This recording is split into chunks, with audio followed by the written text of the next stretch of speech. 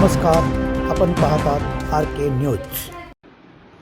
नमस्कार, मी राजा माने, विधान परिषदेचे सदस्य आणि भारतीय जनता पक्षाचे नेते श्रीकांत भारतीय यांनी आज विधान परिषदेत पत्रकारांच्या प्रश्नांवर आवाज उठवला।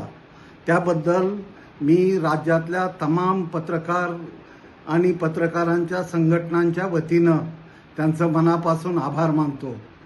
डिजिटल मीडिया संपादक पत्रकार संघटनेचा संस्थापक अध्यक्ष या नात्यानं मी श्रीकांतजींचं मनापासून आभार मानतो। त्याशिवाय त्यांनी उठवलेल्या आवाजाला प्रतिसाद देणाऱ्या मंत्री आशिषभाई शेलार आणि विधान परिषदेच्या उपसभापती नीलमताई गोरे यांचं देखील मनापासून आभार मानतो।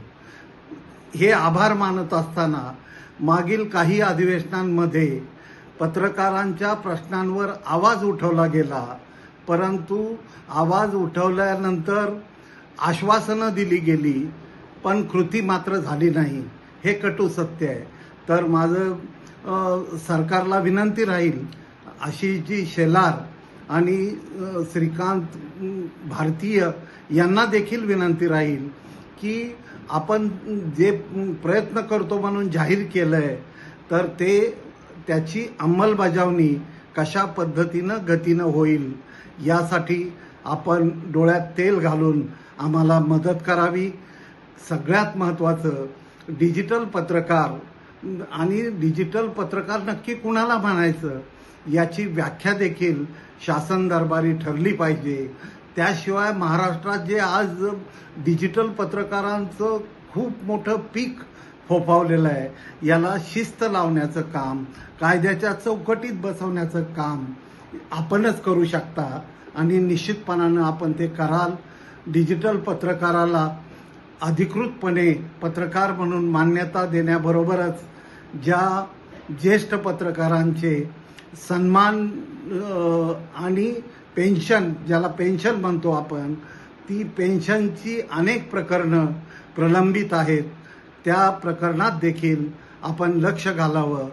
राज्याचे मुख्यमंत्री देवेंद्र फडणवीस, उपमुख्यमंत्री एकनाथ शिंदे आणि उपमुख्यमंत्री सुनेत्राताई पवार यांनी देखील पत्रकारांच्या प्रश्नात लक्ष घालावं। मला आवर्जून उल्लेख करावासा वाटतो उच्च व तंत्र शिक्षण मंत्री चंद्रकांत दादा पाटील यांनी पत्रकारांच्या प्रश्नासंदर्भात पाठपुरावा केलेला आहेच, शिवाय पत्रकारांच्या मुलामुलींसाठी प्रतिबिंब प्रतिष्ठान हे स्थापन करायला त्यांनी आम्हाला प्रेरणा दिली, त्याला त्यांनी पूर्ण पाठबळ दिलं आणि राज्यातल्या पत्रकारांच्या मुलामुलींच्या करिअरसाठी अगदी खारीचा वाटा उचलण्याचं काम राज्यात हे प्रतिबिंब प्रतिष्ठान करतंय।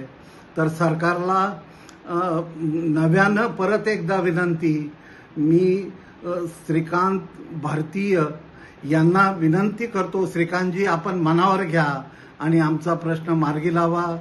जय हिंद, जय महाराष्ट्र।